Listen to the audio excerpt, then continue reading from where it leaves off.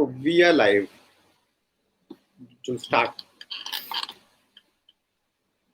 Voice of Dogra दे सारे श्रोताई वैभव दा मता मता नमस्कार ते आभार तुस सैनू दिखा दे हो। अज अस role of Ayurveda and lifestyle in the prevention of कोविड-19 दे बारे च गल कत करगे ते साढ़े बिच न doctor Abhishek Mangotra JK Ayurvedic doctor न एक्सपर्ट न। इंदी मैं थोड़ी हारी इंट्रोडक्शन तुसें देई ओड़ना।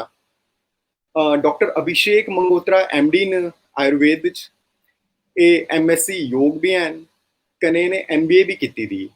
एले असिस्टेंट प्रोफेसर न इन जम्मू इंस्टीट्यूट ऑफ आयुर्वेदा ते रिसर्च च ते कने NGOs कने भी एसोसिएटेड न। प्रेसिडेंट न विराट सोशो कल्चर ऑर्गेनाइजेशन दे, कने इन्हें बड़े सारे आर्टिकल्स नेशनल ते इंटरनेशनल जर्नल्स च शोध पत्रिकाएं च प्रसारित किते दे न, पब्लिश किते दे न। ते ए डॉक्टर मंगोत्रा दे बारे च निक्की जई इंट्रोडक्शन ही ते हून इस बेसिकली हून एह् होआ दा कि ऑरेंज ते ग्रीन जोन च अस बाहर निकला ने, अस अपने कम्म काज च जा ने ते कन्ने कन्ने अस थोड़ा कन्ने अस लापरवाह भी होआ ने कि अस बाहर निकलिए पूरी एहतियात नहीं बरताने। ते इससे आस्ते असें ए सीरीज हेल्थ एंड वेलनेस संवाद सीरीज स्टार्ट की कि जेदे बारे च अज अस आयुर्वेदा दे संदर्भ च अस के प्रिकॉशंस लेई सकने कि असें कोविड-19 कोला अस बची सकने। ते अस उन सवालें दा सिलसिला शुरू करगे डॉक्टर अभिषेक मंगोत्रा कन्ने ते हून आशा करना कि तुस साढ़े कन्ने जुड़ा दे हो। ते हून मैं पहला सवाल पुछगा। डॉक्टर साहब, अगर सरल भाषा च गल की जाए, एक लेमैन दी भाषा च गल की जाए ते एक कोविड-19 है के है, एक कियां फैलदा है ते एदा इतिहास के है? तो सबसे पहले तो वॉइस ऑफ डोगरा का मैं धन्यवाद करता हूँ, आभारी हूँ कि मुझे इस मंच पे बुलाया आपने और मुझे एक मौका दिया कि मैं लोगों के साथ रूबरू हो सकूं और जो लोगों के मिथ्स हैं आयुर्वेद को लेके या जो मिथ्स हैं कोविड-19 को लेके, सो उन पे मैं कुछ रोशनी डाल सकूं। तो जैसे कि आपने मुझसे पूछा कि आखिर ये कोविड है क्या। बेसिकली जो कोविड-19 या जो जिस कोरोना की हम बात करते हैं, ये कोई नई चीज नहीं है, ये कोई नया वायरस नहीं है। अगर आप लोगों को याद होगा कि 2002 में एक बीमारी का आउटब्रेक हुआ था इंडिया में, चाइना में हुआ था, फिर वो इंडिया में आया, वो थी सार्स। और जो सार्स थी उसका जो पॉजिटिव एजेंट था वो भी कोरोना वायरस से ही होती थी। तो अब क्या हुआ है कि उस समय उस डिजीज को कंट्रोल कर लिया गया और वो जो डिजीज है वो इतनी ज्यादा पूरी दुनिया में नहीं फैली और टाइमली उस डिजीज का कंट्रोल कर लिया गया था। तो अब बात रही आज के कोरोना की। वही वायरस जो कोरोना वायरस था, आज वो अपना थोड़ा सा फॉर्म चेंज करके आज वो एक नए फॉर्म में हमारे पास आ गया है, जिसे हम 19 नए स्ट्रेन का वायरस है, वही है बट एक नया स्ट्रेन है उसका, दैट इज कोविड-19 जो बीमारी अब हमें फैल रही है, जिसका मतलब है कोरोना वायरस डिजीज। 19 इसलिए कहते हैं क्योंकि ये जो इसका जो आउटब्रेक हुआ वो 19 में हुआ। और अगर इसके हम सिम्टम्स की बात करें तो जैसा आप लोग जानते भी हैं कि शुरू में इसमें बुखार, फीवर आएगा, कफ की कंडीशन हमें होगी, सांस लेने में इसमें प्रॉब्लम आती है। और अगर टाइमली इसको ट्रीट ना किया जाए, अगर टाइमली इसका डायग्नोस ना किया जाए, उसके बाद ये आगे जाके जो रेस्पिरेटरी सिंड्रोम्स हैं और एक्यूट जो रेस्पिरेटरी डिस्ट्रेस है, इस तरह की कंडीशन बाद में उत्पन्न कर सकता है। तो अल्टीमेटली इससे डेथ भी हो सकती है, जैसा कि हम सब लोग जानते हैं। अब रही बात इसके मोड ऑफ ट्रांसमिशन की, देखिए ये चीज बहुत इंपॉर्टेंट है क्योंकि किसी भी डिजीज को, देखिए एक चीज हम सबको पता है कि अब जो कोरोना है वो फैल चुका है, तो हमें अब ज्यादा पैनिक नहीं होना है। हमारा जो मकसद होना चाहिए अब उसे फर्दर ट्रांसमिशन होने से उसको रोकना है, क्योंकि जो हो गया है उसको तो वापस लेना मुश्किल है, पर फर्दर अगर ये ट्रांसमिट ना हो तो इस पे हमें जोर डालना है।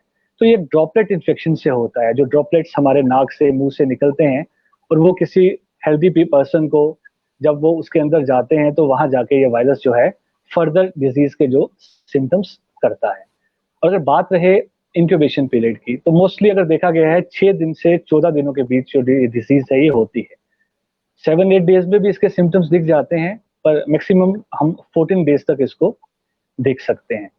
और ये एक जूनोटिक डिजीज है। जूनोटिक का मतलब है जू, मतलब एनिमल्स।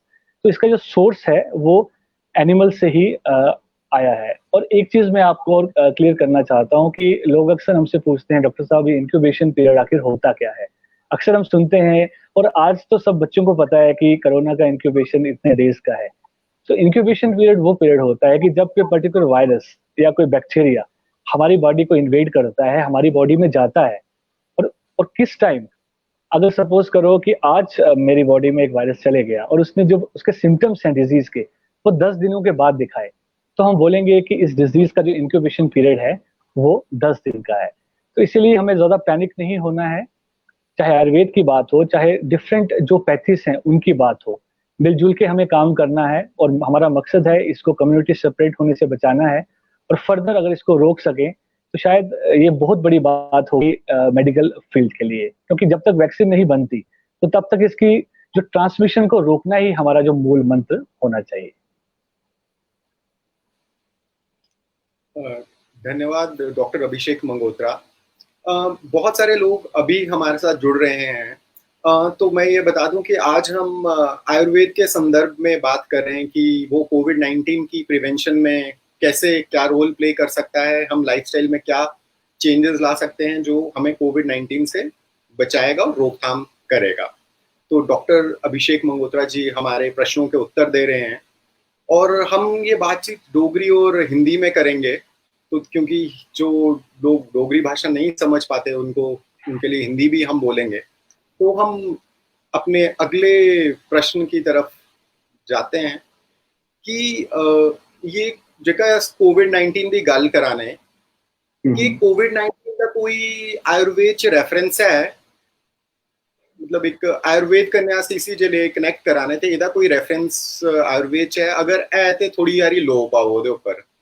जी, ये सवाल आपने बहुत अच्छा पूछा है। और शायद आज लोगों को पता नहीं है, और ये इस चीज का जो कंसेप्ट है वो क्लियर करना बहुत जरूरी है कि बेसिकली आयुर्वेद में कोरोना या कोविड करके ऐसा कोई भी वर्ड यूज नहीं किया गया है। बट वे बैक हमारे जो आचार्य चरक थे, हमारे आचार्य सुश्रुत थे, आप विश्वास नहीं करेंगे कि आज से कई हजार साल पहले भी इस तरह के जो कम्युनिकेबल डिसऑर्डर हैं, कम्युनिकेबल से मतलब है कि जो एक इंसान से दूसरे इंसान को फैल सकती है, उसका वर्णन आचार्य चरक ने बहुत अच्छे तरीके से, चरक संहिता जिसको आज सब जानते हैं उसके विमान स्थान में किया है।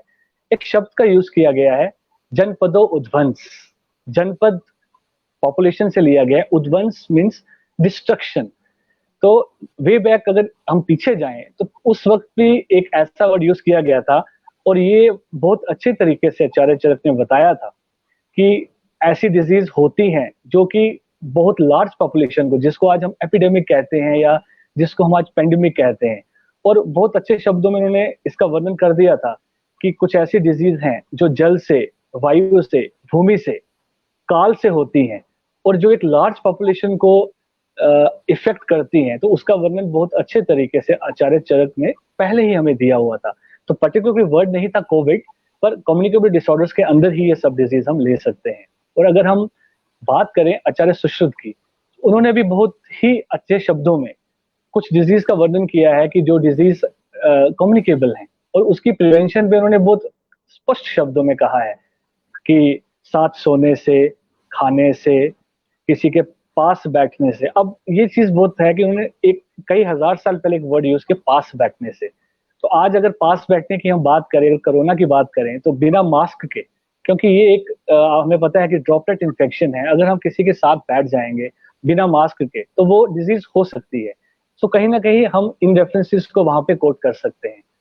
और वैभव जी, एक बहुत अच्छा रेफरेंस हमें और मिलता है हमारे आयुर्वेद में, एक शब्द है सतवृत। सतवृत का मतलब है good habits or good deeds. तो उसके अंदर बहुत अच्छे शब्दों में उन्होंने वे बैक बोल दिया था कि आपको किसी भी चौराहे पे नहीं थूकना है। आप देखिए उनकी सोच, उन्होंने कहा कि किसी भी चौराहे पे नहीं थूकना है। तो आज भी अगर WHO से लेकर UN से लेकर आज इसी चीज को प्रोपोगेट कर रहे हैं कि आपको ओपन स्पिटिंग नहीं करनी है, उस पर फाइन है। तो उन्होंने एक शब्द यूज किया था कि चौराहे पे नहीं थूकना है। तो चौराहे का मकसद ये था कि एक चौराहे पे पॉपुलेशन ज्यादा है, लोग ज्यादा होते हैं, तो अगर किसी को इस तरह की डिजीज है तो वो लोगों को हो सकती है। हंसते वक्त हंसना है तो हाथ मुंह के आगे हाथ रख लेना है, छींकते वक्त आपने किसी चीज को रख लेना है।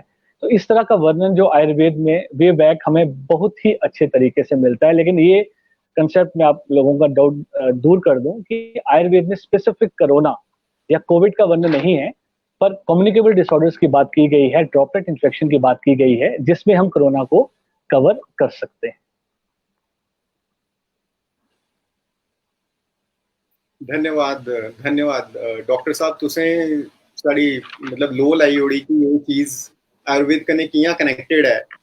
ते बड़ा सारा एक अजकल जेह्का आयुर्वेद ही असें जेह्का मैं अजकल दिक्खना कि मेरा एह् कि थुआढ़े कोला नेक्स्ट सवाल हा कि आयुर्वेद छड़ा हल्दी तुलसी ते आंवला तक सीमित है, क्योंकि अस दिक्खने कि आयुर्वेद छड़ी ये तीन चीजां न जेह्का जनरल पब्लिक च एक मिसकंसेप्शन है कि आयुर्वेद दी उत्पत्ति कुत्थों होई, बस ये तीन चीजां न, या आयुर्वेद कुछ एक बड़ी बड्डी साइंस है, बड़ी बड्डी मतलब एक पद्धति है।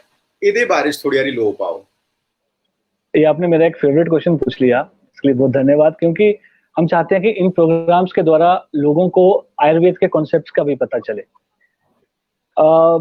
देखिए, आयुर्वेद का प्रयोजन क्या है, मैं संस्कृत का एक श्लोक बोलूंगा फिर उसको समझा दूंगा। प्रयोजन चस्य स्वास्थ्यस्य स्वास्थ्य रक्षणम आतुरस्य विकार प्रशमनम च। बड़ा अच्छा रेफरेंस है। उन्होंने कहा है कि आयुर्वेद के दो प्रयोजन हैं।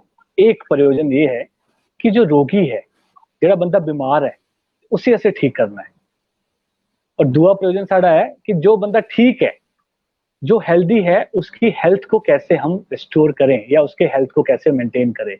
तो लोगों को ये जानना बहुत जरूरी है कि आयुर्वेद डिजीज कंडीशन में भी काम करता है और एक स्वस्थ पुरुष में भी काम करता है। तो इसलिए इसका फील्ड बहुत बड़ा हो गया। और अगर डिजीज पर्सन की बात करें तो आयुर्वेद में भी काफी ब्रांचेस हैं।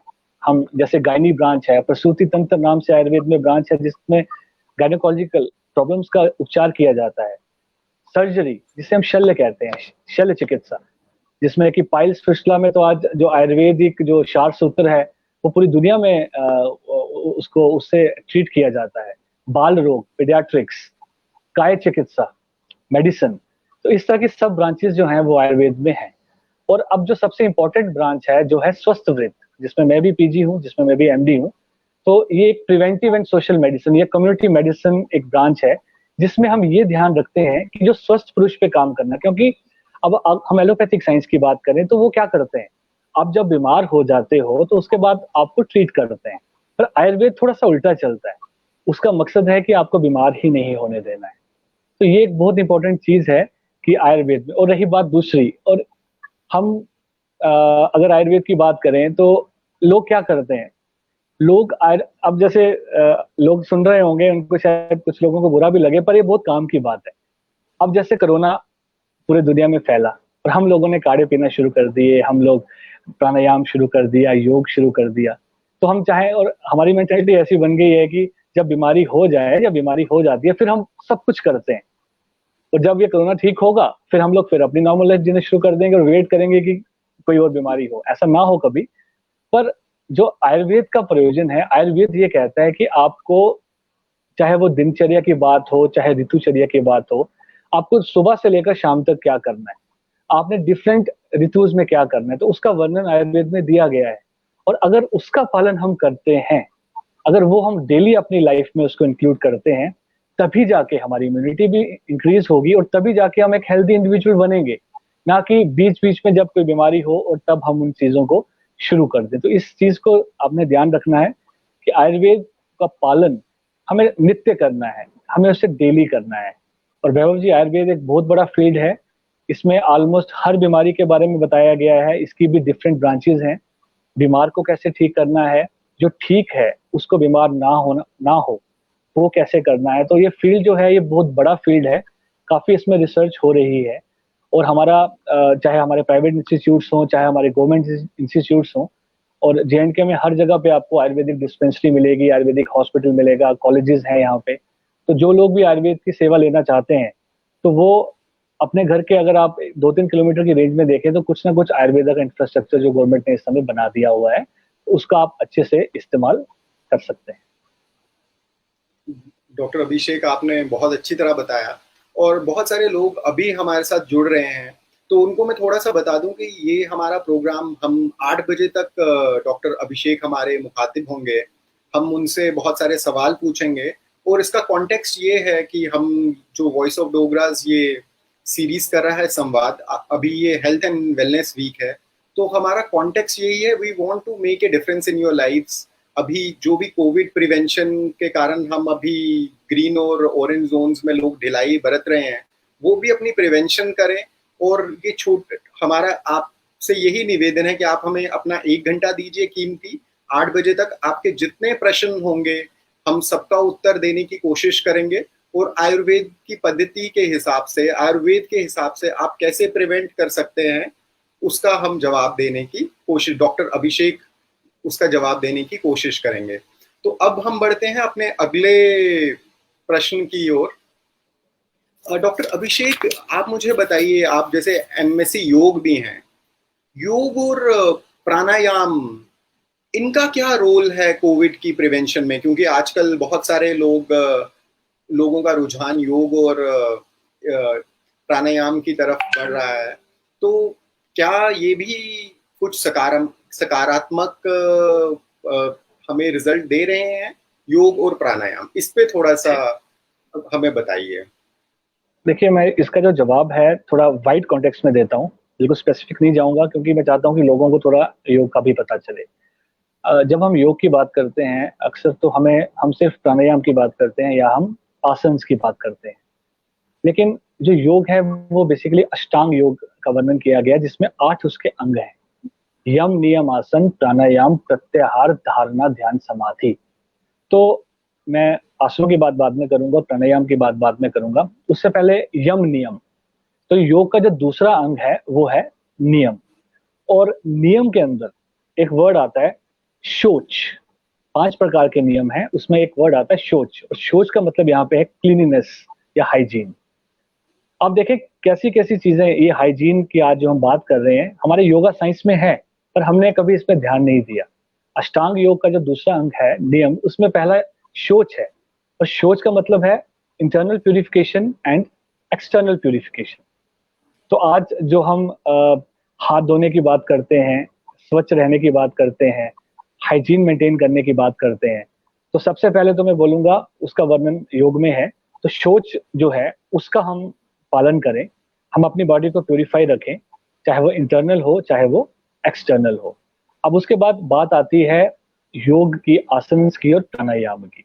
तो जो आसन है हम कहते हैं स्थिरम सुखम आसनम, कोई भी जो कंफर्टेबल पोज है उसे आसन कहते हैं। और तस्मिन सती श्वास प्रश्वास योर गति विच्छेद प्राणायाम, जो नॉर्मल हमारी ब्रीदिंग है, जो हम इनहेल कर रहे हैं, जो एक्सहेल कर रहे हैं, उसमें वेरिएशन करना, उसको रोकना, कुंभक की स्थिति करना, विदहेल्ड करना, उसको हमने प्राणायाम कहा गया है। अब जो प्राणायाम है उसका सीधा संबंध हमारे प्राणवय स्रोतस से है। तो प्राणवय स्रोतस को अगर हम आयुर्वेद में कंपेयर करें तो वो रेस्पिरेटरी ट्रैक या जो भी हमारी एक्टिविटी जो रेस्पिरेशन से रिलेटेड है, हम उसे प्राणवय स्रोतस कहते हैं। और प्राणवय स्रोतस को स्ट्रॉन्ग करने के लिए, उसके फंक्शन को इंप्रूव करने के लिए, बॉडी की प्राण को इंक्रीज करने के लिए हम प्राणायाम करते हैं। अब बात आई कोरोना की, तो हम सब लोग जानते हैं जो कोरोना का जो इफेक्ट है हमारी बॉडी पे, वो उसी प्राणवय स्रोतस पे होता है, उसी रेस्पिरेटरी ट्रैक पे होता है। उसका जो पोर्टल ऑफ एंट्री हमारे नाक से है या माउथ से है।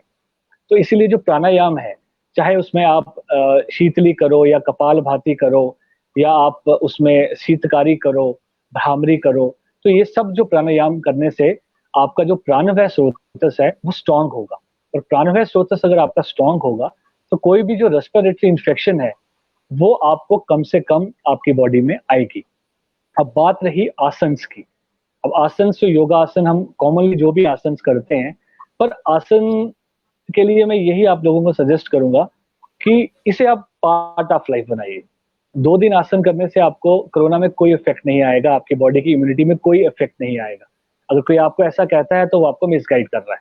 अगर वो आपको ये बोलेगा कि कोरोना है, आप 10 दिन ये आसन करें तो आप बड़े स्ट्रांग हो जाएंगे, तो दैट इज नॉट पॉसिबल। तो इसलिए नित्य डेली प्राणायाम करें, जिससे आपका प्राणवय स्रोतस जो इंप्रूव होगा, और डेली अपना आसन करें। आसन करने से, योग करने से, एक्सरसाइज करने से हमारी जो बॉडी की मेटाबॉलिज्म है वो भी इंक्रीज होगी, और जब मेटाबॉलिज्म हमारी अच्छी होगी तो अल्टीमेटली तभी हमारे बॉडी के सब फंक्शंस काम होंगे, इंक्लूडिंग द इम्यूनिटी। तो हमारी इम्यूनिटी तभी डेवलप होगी जब हमारा मेटाबॉलिक सिस्टम जो है वो राइटली काम कर रहा है। तो प्राणवायु स्रोतस और मेटाबॉलिज्म को करेक्ट करने के लिए हमें योग और प्राणायाम करना बहुत जरूरी है। और जैसे नियम में मैंने शौच की बात की, तो उसमें जो शौच है जिसमें प्यूरिफिकेशन की बात करते हैं, चाहे वो इंटरनल प्यूरिफिकेशन हो चाहे एक्सटर्नल, पर जब कोरोना की बात करते हैं तो हम एक्सटर्नल प्यूरिफिकेशन की बात करते हैं। तो उसमें जैसे हाथ धोने की बात की गई है, बाहर से जब भी आए आप स्नान करें, नहाएं, अपने आप को स्वच्छ रखें। तो इन चीजों से हम जो है कोविड-19 की हम प्रिवेंशन कर सकते हैं। हम ये नहीं कहेंगे कि इससे आपको कोविड नहीं होगा, पर हम अपनी इम्यूनिटी स्ट्रांग कर सकते हैं, हम अपने प्राणवायु स्रोतस को स्ट्रांग कर सकते हैं, जिससे कि देयर मे बी चांसेस कि आप अगर ऐसे एक्सपोजर में आते हैं, आपकी इम्यूनिटी अगर हाई है, तो वो जो कोरोना वायरस है वो आप में इन्वेड ना करे। धन्यवाद डॉक्टर मंगोत्रा जी। बड़े सारे लोगें उन सवाल पूछे, मतलब ये साढ़ा क्वेश्चन भी है, ते बड़े सारे लोगें जेके भी लोग बाहर जाते हैं उनके मन च ये चिंता है कि असें देखो उनके कोल कोई चारा नहीं है, जेके भी जॉब करा दें, जेके भी कोई भी व्यवसाय च इन्वॉल्व उन्हें घरों बाहर जाना पवा दा है, कन्नै उन्हें लोगें कन्नै भी मिलना पवा दा है। ते उंदे आस्ते, उंदे सारे आस्ते क्वेश्चन है कि वो अपनी इम्यूनिटी कियां बूस्ट करी सकते हैं इन कॉन्टेक्स्ट टू आयुर्वेदा, कि आयुर्वेदिक साहब कन्नै वो इम्यूनिटी कियां अपनी बूस्ट करी सकते हैं। तुहाड़े के सुझाव ने दे बारे च ये क्वेश्चन बड़े सारे लोगें पूछे, तो मैं पहले के डिस्कस करी लैने आ। नहीं, ये कॉमन क्वेश्चन भी है, और हमारा जो बेस ऑफ प्रिवेंशन भी इम्यूनिटी को इम्प्रूव करना ही है। तो इसको मैं सीधे किसी ड्रग पे या किसी फॉर्मूले पे जाने से पहले थोड़ा सा हम समझने की भी कोशिश करेंगे। तो जो हमारा ओज है, इम्यूनिटी है, जो हमारा बल है, बेसिकली अगर उसको देखें तो अगर दो प्रकार की बात करें तो एक हमारा सहज बल है जो कि एक्वायर्ड इम्यूनिटी है हमारी, और दूसरी है युक्तिकृत। जो जो सहज है दैट इज इनेट, जो हमें पैदा होते ही हुई है, और दूसरी है युक्तिकृत। सो युक्तिकृत का मतलब है जो किसी युक्ति से हम बनाते हैं, जिसको हम एक्वायर करते हैं, ठीक है। तो जब अगर कोरोना की बात की जाए तो हमें जो एक्वायर्ड इम्यूनिटी है उसी को हमें इम्प्रूव करना है, क्योंकि कहीं ना कहीं हमारा इम्यून सिस्टम, देखिए हमारे पास अभी वैक्सीन नहीं है, कोई ऐसी वैक्सीन नहीं बनी है कि जिसको लेके एक एंटीबॉडीज हमारे बने जो कि कोविड-19 से या कोरोना वायरस से फाइट करे। तो हमें सबसे पहले अपनी इम्यूनिटी को ही स्ट्रांग करना है, और इम्यूनिटी स्ट्रांग करने के लिए देखिए बहुत सी चीजें हैं। मैं आपको उन चीजों के बारे में बताऊंगा जो प्रैक्टिकली आप यूज कर सकते हैं, जो आपके घर पे है या इजिली जो मार्केट में जो अवेलेबल हो सकती है। देखिए आंवला, आंवले से सब परिचित हैं, और आयुर्वेद में आंवले को रसायन बोला गया है। यहाँ रसायन का मतलब है कि जो आपकी एजिंग को रोकता है, जो आपके धातुओं की, बॉडी के जो कॉन्स्टिट्यूएंट्स हैं उसकी प्रोडक्शन करता है, और जो आपकी इम्यूनिटी को इंक्रीज करता है। सो मैं सभी दर्शकों को यही बात बोलूंगा कि अगर आप आंवले का सेवन शुरू कर दें किसी भी रूप में, और सबसे इजी आंवले का सेवन करना जो है वो आप आंवले का स्वरस, उसका जूस आप ले सकते हैं। अगर आप सुबह एम्प्टी स्टोमक एक आंवले का जूस अराउंड 20 ml आप ले लें, फॉर एग्जांपल 6 बजे आप ले लें, तो उसको आप अराउंड 100-150 ml पानी में डाल के अगर उसको आप एम्प्टी स्टोमक सुबह ले लें और शाम को 6 बजे के करीब अगर 2 बार आप ये लेना शुरू कर दें, तो मेरे ख्याल से इम्यूनिटी तो आपकी इंक्रीज होगी ही होगी, पर विटामिन सी का सोर्स है, विटामिन ए उसमें है, आपकी आई साइट की बात है, ओबेसिटी इससे बहुत अच्छे तरीके से कंट्रोल हो सकती है, मेन कोलेस्ट्रॉल इससे खत्म हो सकता है, और मेन चीज है जो आपकी इम्यूनिटी है वो इससे बहुत ज्यादा इंक्रीज होगी। आप मुरब्बे के रूप में लें, आंवला किसी भी आप रूप में ले सकते हैं, पर जो डायबिटिक लोग हैं तो उनको जो मुरब्बा है उसमें अवॉइड कर लें कि मीठा ना खाएं, तो वो उसको सिंपल उसका जो जूस है आंवले का वो आप ले सकते हैं। और उसके बाद एक बड़ी कॉमन ड्रग है जिसको आप टेनोस्पोरिया कार्डिफोलिया या गिलोय, अमृता, उसको अमृता भी बोला है, अमृत बोला है, तो जिसको हम नॉर्मल भाषा में जिसको हम गिलोय कहते हैं। और जो गिलोय है, ये रिसर्चर्स ने ये प्रूव किया है कि जो गिलोय है उसका भी इम्यूनिटी पे, हमारी बॉडी की इम्यून सिस्टम को इनहेंस करने में बहुत बड़ा रोल है। तो आप गिलोय ले सकते हैं। अब जरूरी नहीं है कि आप गिलोय कहीं से तोड़ के लाएं, क्योंकि रेडीमेड चीजें हमारे पास अवेलेबल हैं। आप गिलोय की टेबलेट मार्केट से ले सकते हैं। अगर जो लोग टेबलेट नहीं लेना चाहते हैं तो वो क्या कर सकते हैं कि गिलोय का पाउडर लेके 1 चम्मच पाउडर ले लें, 1 कप पानी में डाल के उसको बॉईल कर लें। बड़ा सिंपल तरीका है। बॉईल करने के बाद उसका जो वो जो काढ़ा बन जाएगा, उसको आप थोड़ा सा छान के उसको आप दिन में 2 बार ले सकते हैं। तो जो गिलोय है वो बहुत अच्छा काम करता है। अच्छा, उसके बाद अश्वगंधा, जिसपे कि आज पूरी दुनिया में रिसर्च, लेटेस्ट एक रिसर्च न्यूजीलैंड में हो रही है जो कि अश्वगंधा को लेके हो रही है। और अश्वगंधा में कुछ एंटीवायरल जो कॉन्स्टिट्यूएंट्स हैं वो पाए गए हैं। हमें इस भारत में हम कई सालों से अश्वगंधा को खा रहे हैं, पर आज न्यूजीलैंड ने इस चीज को प्रूव किया और वहां पे रिसर्च हो रही है कि उसमें एंटीवायरल कुछ कॉन्स्टिट्यूएंट्स हैं। और जो मेडिसिन तैयार की जा रही है उसमें भी अश्वगंधा को यूज करने के लिए एक ऐसा एक सुझाव है। तो अश्वगंधा आप ले सकते हैं। अश्वगंधा मार्केट में अवेलेबल है। जरूरी नहीं है कि आपको कुछ लोग कहते हैं कि आप वहां जाएं पेड़ ढूंढें, अब सब कुछ मार्केट में अवेलेबल है। आप अश्वगंधा के कैप्सूल ले लें, अश्वगंधा का पाउडर मार्केट में अवेलेबल है, उसको दूध के साथ आप ले सकते हैं। दूध वैसे ही एक तरह का रसायन है। और सुबह शाम आप अश्वगंधा को इंटेक करना शुरू कर दें। तो इन 3 ड्रग्स पे अगर आप फोकस करें, क्योंकि 20 ड्रग्स बता दूंगा आपको तो फिर आप बोलेंगे डॉक्टर साहब क्या खाएं क्या ना खाएं, तो बहुत ज्यादा कंफ्यूजन में आप रहेंगे। आंवला, गिलोय और अश्वगंधा, ये 3 का जो फॉर्मूला है, अगर आप इसको अपनी लाइफ में अडॉप्ट कर लें तो 100% आपकी जो इम्यूनिटी है वो इंक्रीज होगी। और कहीं ना कहीं आपको, अब अगर आप बाहर काम करते हैं, आप जॉब करते हैं, तो वहां पे आप इस कोरोना वायरस से बच सकते हैं। डॉक्टर साहब तुसें ते बड़ा अच्छा ਇਹਦਾ ਆਨਸਰ ਦਿੱਤਾ ਸਾਨੂੰ ਇਨੀ ਚੀਜ਼ਾਂ पता कि नहीं आईयां तो बड़े सारे लोग सवाल भी पूछा मैं दें बट एक चीज मैं बताना चाहूंगा कि अ, हम कभी कभी लोगों को बोलते हैं कि आप पंसारी की दुकान पे जाएं, वहां से वो ले लें, आप वो पेट से वो ले लें। देखिए, जो बोलते हैं मैं उस चीज को मैं एडमायर करता हूँ, पर अगर हम किसी को ये बोलेंगे तो मुझे लगता है कि 5% लोग ही उस चीज को फॉलो करते हैं। क्योंकि कोई उसमें से 10 लोगों को पंसारी की दुकान पता नहीं होगी, पेड़ों को वो आइडेंटिफाई नहीं कर पाएंगे। तो हम बेटर है कि अगर लोगों के रीच तक पहुंचना है तो रेडीमेड जो प्रेपरेशन हमारे पास आज मार्केट में अवेलेबल हैं, तो अगर आप वही ले लें, आंवला का जूस आप ले लें, आंवला का मुरब्बा आप ले लें, गिलोय के टेबलेट्स आप ले लें, अश्वगंधा पाउडर मार्केट में अवेलेबल है। अगर इन चीजों पे आप अगर आप फोकस करेंगे तो मेरे ख्याल से ये एक मंत्र है अपनी इम्यूनिटी को बढ़ाने का।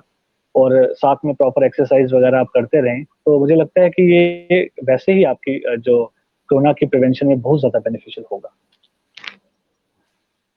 धन्यवाद डॉक्टर साहब बड़े सारे क्वेश्चन आ रहे हैं बट मैं सारे ही अश्योर करगा कि तुस प्रोग्राम देखते रहो ਤੁਹਾਡੇ ਸਵਾਲਾਂ ਦਾ ਜਵਾਬ ਅਸ ਜ਼ਰੂਰ ਦੇਗੇ ਜਿੰਨੇ ਮੈਕਸਿਮਮ ਅਸ ਸਾਰੇ ਦਾ ਆਨਸਰ ਕਰਕੇ ਤੁਸੀਂ ਸਾਡੇ ਕन्नै जुड़े रहो ਤੇ ਇੱਕ ਸਵਾਲ ਪੁੱਛੇ ਦਾ ਵੀ ਹੈ ਤੇ ਸਾਡਾ ਇੰਨਾ ਵੀ ਸਵਾਲ ਹੈ ਪਲਵੀ ਹੋਰੇ ਪੁੱਛੇ ਦਾ ਹੈ ਕਿ ਸਾਡਾ ਲਾਈਫਸਟਾਈਲ ਤੇ ਕੰਨੇ ਸਾਡੀ ਡਾਈਟ कियां कोविड प्रिवेंशन च एक रोल प्ले करती है कन्ने कोविड के टाइम असें दिखा कि मतलब लोग बड़ी स्ट्रेस च चली गए न जेके मतलब कॉर्पोरेट न जेके जॉब्स करते हैं जेके बिजनेस करते हैं they are in extreme stress depression दे केसेस बधा देन ते ये साड़ा आहार साड़ी डाइट साड़ा लाइफस्टाइल मतलब अस कोविड के कॉन्टेक्स्ट च गल करगे कन्ने स्ट्रेस रिलीज दे कॉन्टेक्स्ट च गल करगे कि ये साड़ा आहार के रोल प्ले करता ते सानू कनेहा आहार लेना चाहिए ते लाइफस्टाइल च सानू के बदलाव लियाने चाहिए कि अस कोविड कन्ने अच्छी तरह कोविड फाइटर बनी सकचे और कोविड कन्ने अस जंग या कोविड ही अस हराई सकचे। देखो, बड़ा अच्छा सवाल तुझसे पूछा कि देखो, अगर इंसान जड़ा है, अगर उस हमें खुद ही अगर स्ट्रेस होगा तो ऑब्वियसली हम अब कल परसों की बात है, एक बड़े यंग जो एक्टर ने सुसाइड कर लिया। तो कहीं ना कहीं जो एक स्ट्रेस है वो आज मैक्सिमम जो डिजीज है उसका कारण भी है। मैं एक छोटा सा आपको एक प्राणायाम बता देता हूँ, बैठे बैठे ही लोग अगर देख रहे हैं, आपने स्ट्रेस की बात की, उसके बाद मैं आपको आंसर भी दूंगा। एक प्राणायाम है भ्रामरी प्राणायाम। तो इसको भ्रामरी प्राणायाम इसलिए भी कहा गया है कि भंवरे की तरह इसमें हम आवाज निकालते हैं। और जो भी दर्शक इसको देख रहे हैं, अगर आप इसको, आप कभी भी स्ट्रेसफुल हैं, आप थक गए हैं, आपको गुस्सा है, एंगर है, एंग्जाइटी है, आप इसको कम से कम 8 से 10 बार इसको आप करिए। आप देखेंगे कि करने के बाद इमीडिएटली आपको एक रिलैक्सेशन मिलेगी, एक सूदिंग इफेक्ट उसका होगा, जो कि हमारा भ्रामरी प्राणायाम है। अब जो कॉमनली जो लोग भ्रामरी प्राणायाम करते हैं वो इस तरीके से करते हैं ना, अपने फेस को बंद करके करते हैं। पर जब ड्यूरिंग माय स्टडीज, जब मैं जो सबसे बड़ी यूनिवर्सिटी है योगा की, एस व्यासा, जब वहां पे गया, मैंने वहां पे कोर्स किया, तो वैभव जी वहां पे एक रिसर्च चल रही थी कि जो भ्रामरी प्राणायाम है उसको हम कानों में उंगली डाल के करेंगे या हम शंखमुखी मुद्रा में इस तरह से करेंगे। तो जो रिजल्ट बेस्ड जब आया, तो उन्होंने 200 लोगों को उस तरीके से करवाया और 200 को उस तरीके से करवाया। तो जब जिस मेथड से मैं आपको बताऊंगा, इससे हम उसको करें तो डेफिनेटली आप स्ट्रेस से जरूर रिलीव्ड होंगे। आपने इन दोनों उंगलियों को अपने कान में डाल देना है, इनहेल आपने करना है और एक्सहेल करते हुए भंवरे की तरह आपने आवाज निकालनी है। मैं एक बार आपको करके दिखाऊंगा, आप 8 से 10 बार इसको डेली कर सकते हैं जब आप स्ट्रेस फील कर रहे हैं।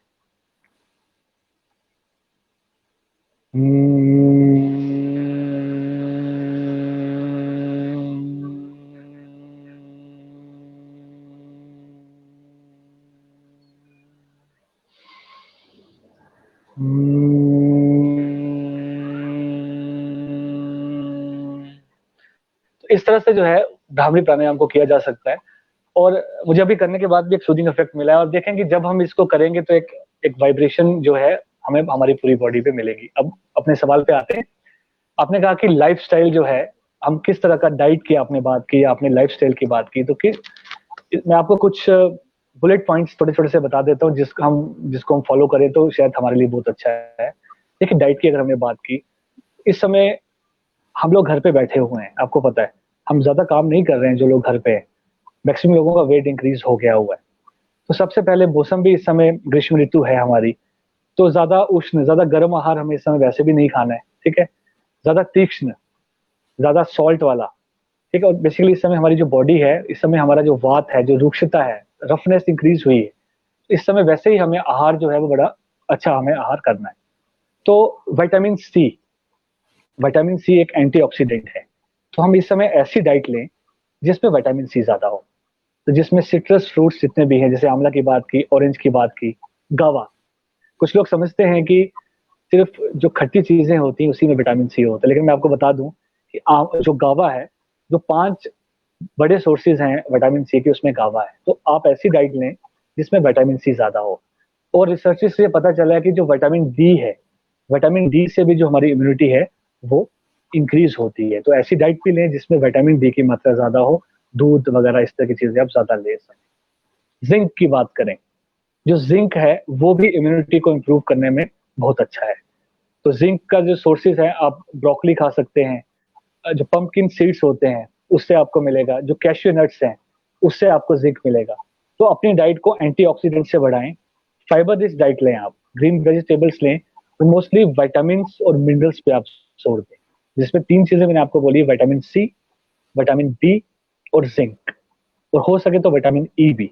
तो ये कहाँ से आएगा, आप लोग पूछेंगे ये कहाँ कहाँ है। आपको इतनी रिसर्च करने की जरूरत नहीं है। अगर आप दूध ले रहे हैं, अगर आप ग्रीन वेजिटेबल्स ले रहे हैं, अगर आप मिनरल फुल आप अगर डाइट ले रहे हैं, तो आप, और फाइबर रिच अगर आप डाइट ले रहे हैं, तो अल्टीमेटली ये सब चीजें इन डाइट में आपको मिल जाएंगी। तो इसलिए डाइट का बहुत रोल है। एंटीऑक्सीडेंट डाइट लेने से हमारी जो इम्यूनिटी है वो इंप्रूव होती है। अब लाइफस्टाइल में दूसरी बात है एक्सरसाइज। जो एक्सरसाइज करने से क्या होगा, हमारा जो मेटाबॉलिज्म है वो इंक्रीज होगा।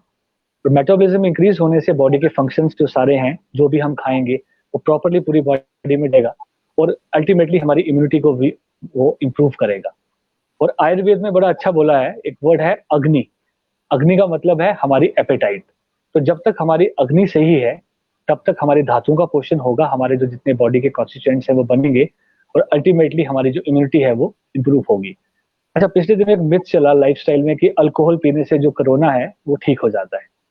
तो जैसे पल्लवी जी ने लाइफस्टाइल के बारे में पूछा था, तो लाइफस्टाइल में हमारा अल्कोहलिज्म, अल्कोहल और स्मोकिंग, ये 2 चीजें भी लाइफ पार्ट ऑफ लाइफस्टाइल अब बन गया है। तो एक तो आपने अल्कोहल बिल्कुल नहीं लेना है। जो लोग ये सोचते हैं कि अल्कोहल लेने से हमारा कोरोना ठीक होगा, इस मिथ में बिल्कुल ना पड़े, क्योंकि अल्कोहल लेने से जो लिवर या जो हमारी बॉडी, जो हम हमारी बॉडी का जो नुकसान होगा कोरोना से, फिर आप रिकवर हो जाएंगे, लेकिन लिवर साइरोसिस इस तरह की कंडीशंस इरिवर्सिबल होती है, उससे आप नहीं बच पाएंगे। तो इसलिए अल्कोहल बिल्कुल आप बंद कर दें। और दूसरा स्मोकिंग।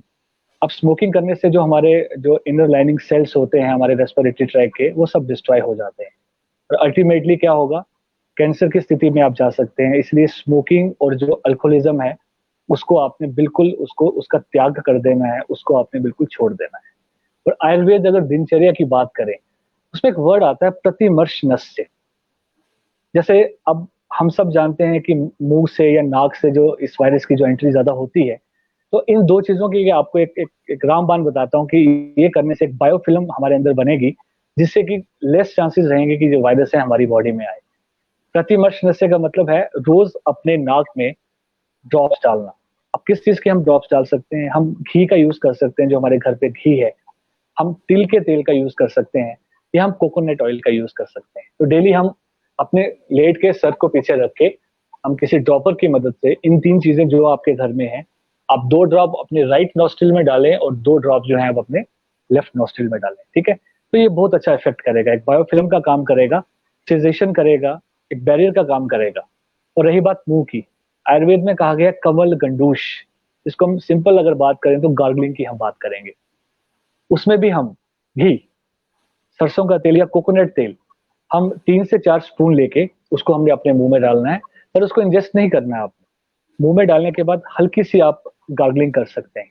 तो हल्की सी गार्गलिंग करने के बाद अराउंड 4 से 5 मिनट के बाद वो अपने बाद जो बाहर है उसको आपने स्पिट कर देना है। स्पिट करने से क्या होगा, जो अंदर का जो चीजें वो बाहर आ जाएंगी, उसके बाद आप अपना माउथ वॉश कर सकते हैं। तो ये 2 चीजें जो दिनचर्या में बोली गई हैं, जिसमें हमने कमल गंडूश और प्रतिमर्श नस्य की बात की, इसका बहुत अच्छा इफेक्ट है। ये बहुत से कामों में, बहुत और भी रोगों में इफेक्टिव है, माइग्रेन से लेकर, लेकिन हम आज बात कोरोना की कर रहे हैं।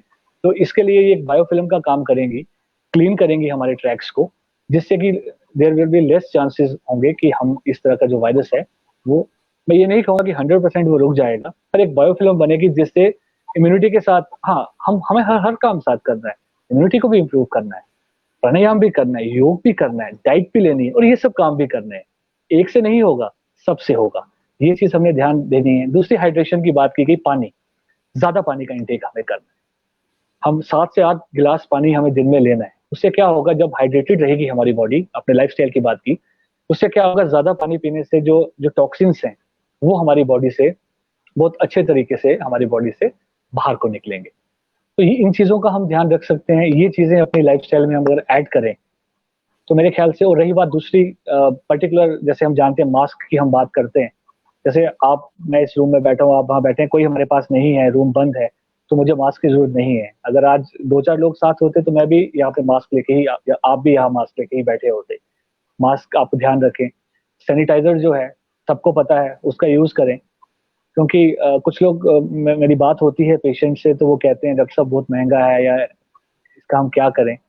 तो मैं उनको कहता हूँ कि जान ज्यादा प्यारी है, तो आप कोशिश करें कि सैनिटाइजर का यूज करें, सोशल डिस्टेंसिंग थोड़ी सी रखें, क्योंकि प्रिवेंशन ही इस डिजीज को ठीक कर सकती है। तो ये अगर लाइफस्टाइल मॉड्यूलेशन हम थोड़ी सी करें तो शायद वो कहीं ना कहीं बेनिफिशियल होंगे आपको, prevention of corona. So, doctor साहब, इसी के रिलेटेड एक क्वेश्चन है, मनु खजूरिया सिंह जी ने पूछा है, what does आज Ayurveda suggest? What does Ayurveda suggest for increasing vitamin D, the deficiency of which is also being linked to vulnerability to COVID-19, especially in the context of less sunny countries like UK? बहुत सारे लोग, बड़े सारे लोग सानू फॉरन तो भी दिखा देन, देश विदेश तो दिखा देन, ते उनका क्वेश्चन है कि इतने यूरोप च ते या यूके च ते धुप्प है नहीं, ते विटामिन डी लाइफस्टाइल च कियां अस लेई सकने, के फूड आइटम्स ना अस लेई सकते? डॉक्टर साहब जल्दी जल्दी तुस इस क्वेश्चन दा सानू आंसर दियो। देखिए, ये बात मनोज जी का बहुत अच्छा सवाल था। अब बेसिकली जो विटामिन डी है, जो प्लांट प्लांट जो हमारी डाइट होती है, उसमें जो विटामिन डी की जो ट्रेसेस हैं वो बहुत कम पाई जाती हैं। इसलिए कभी कभी हम देखते हैं कि जो वेजिटेरियन है या उनको कभी कभी इसकी डेफिशिएंसी हो जाती है। तो इसके लिए आपने, देखिए, सबसे अच्छी चीज है मिल्क। ठीक है, तो मिल्क आप लें। और दूसरा, हमारे आयुर्वेद में अंड त्वक भस्म एक बहुत अच्छा एक चीज है। जो अंडा होता है ना, जो हम अंडा देखते हैं, जो उसका जो बाहर का जो शेल होता है, उसको सिद्ध करके या उसको प्रोसेस करके एक भस्म बनाई जाती है, एक पाउडर बनाया जाता है। ठीक है, उसको अंड त्वक भस्म हम कहते हैं। तो वो मार्केट में बहुत इजीली अवेलेबल है।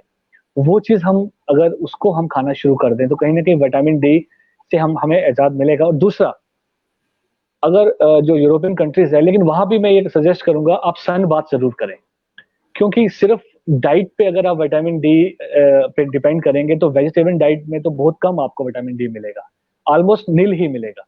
तो वो आपको जो एनिमल सोर्सेज हैं उसी में ज्यादा मिलेगा। तो मिल्क तो हर जगह मिलता है, तो मिल्क रिलेटेड जो चीजें हैं वो आप यूज करें। दूसरा, मैंने अंड त्वक भस्म की बात की, वो आप यूज कर सकते हैं। और वेस्टर्न कंट्रीज वालों के लिए ये भी मैं बोलूंगा कि आप कभी भी अगर धूप आती है तो कोशिश करें कि आप सन बाथ जरूर लें। पर ये मिथ भी मैं दूर कर दूं सभी ऑडियंस का कि वेजिटेरियन डाइट में बहुत कम रहता है, इसलिए सनलाइट की जरूरत तो थोड़ी बहुत है। लेकिन जो सनलाइट नहीं मिल रही है तो मिल्क की जो इंटेक है आप उसको बढ़ा दें। और जैसे अंडे तो भस्म की मैंने बात की, ये अगर आप लेना शुरू कर दें तो इससे जो आपकी जो विटामिन डी की डेफिशिएंसी है वो पूरी हो सकती है। ਡਾਕਟਰ ਸਾਹਿਬ ਉਹ ਨਾ ਸੀ ਕਾਮਨ ਕੁਐਸਚਨ ਲੱਗੇ ਜਿਹੜਾ ਬੜੇ ਸਾਰੇ ਮੈਕਸਿਮਮ ਲੋਗੇ ਪੁੱਛਿਆ ਹੈ ਤੁਸੀਂ ਸਾਨੂੰ ਦੱਸੋ ਕਿ ਗਲੇ ਦੀ ਖਰਾਸ਼ ਤੇ ਖੰਘ ਦੇ ਕੋਈ ਉਪਚਾਰ ਘਰੇਲੂ ਉਪਚਾਰ ਕਿ ਬੇਸਿਕਲੀ ਬੜੇ ਸਾਰੇ ਲੋਕ ਡਾਕਟਰ ਕੋਲ ਨਹੀਂ ਜਾ ਸਕਦੇ ਨੇ ਲੈ ਡਾਕਟਰਸ ਵੀ ਰਿਕੁਐਸਟ ਕਰਾ ਦੇਣ ਕਿ ਤੁਸੀਂ ਘਰੋਂ ਆ ਕੇ ਜਾਂ ਟੈਲੀ ਕਾਨਫਰੰਸ ਜਾਂ ਤੁਸੀਂ ਸਜੈਸ਼ਨਸ ਲੈ ਲਓ ਤੇ ਖੰਘ ਵਾਸਤੇ ਤੇ ਗਲੇ ਦੀ ਖਰਾਸ਼ ਵਾਸਤੇ ਤੁਸੀਂ ਕੁਝ ਘਰੇਲੂ ਨੁਸਖੇ ਦੱਸਗੇ ਤੇ ਸਾਡੇ ऑडियंस ही बड़ा हेल्पफुल हो। बेसिकली कोरोना ने इतना ज्यादा पैनिक कर दिया हुआ है कि हमें अगर अगर थोड़ी सी भी खांसी हो या हमें गले में खराश हो तो हम उसको कोरोना से रिलेट कर देते हैं। और आजकल इस तरह के सिम्टम्स भी लोगों में बहुत ज्यादा मिल रहे हैं। तो इसके सिंपल सिंपल से उपचार मैं आपको बताऊंगा कि लवंग जो होता है, लौंग जो सबके घर पे होता है, अगर हम एक लौंग को लेके उसको पीस लें और उसको पीसने के बाद अगर हम उसको हनी के साथ उसको मिक्स कर लें, तो हनी के साथ मिक्स करके उसको चाट लें सुबह और शाम, इससे जो आपकी जो खांसी है जो या जो इरिटेशन आपको गले में हो रही है वो इसमें बहुत ज्यादा यूजफुल है। और उसके बाद बड़ा पुराना नुस्खा है और बहुत ज्यादा इसके बेनिफिट्स भी हैं, सिप्टोप्लादी चूर्ण, जो कि आज मार्केट में हर जगह पे अवेलेबल है और इंटरनेशनली ये अवेलेबल भी है। जो सिप्टोप्लादी चूर्ण है उसका आप यूज कर सकते हैं।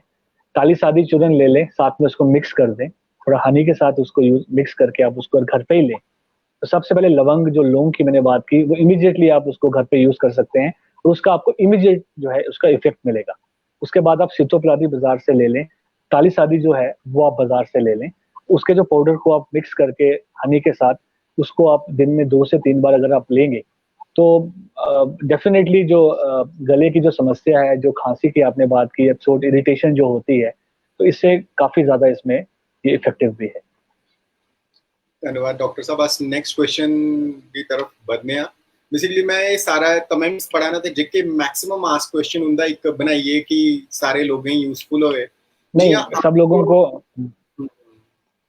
जी हाँ जी जी मैं क्वेश्चन ऊपर बदना जी आम तौर ऊपर आजकल डॉक्टर गर्म पानी पीने की सलाह दे आ देन, जिन्ना भी अस दिखाने टीवी ऊपर हर जगह डॉक्टर गर्म पानी पीने की सलाह दे आ देन।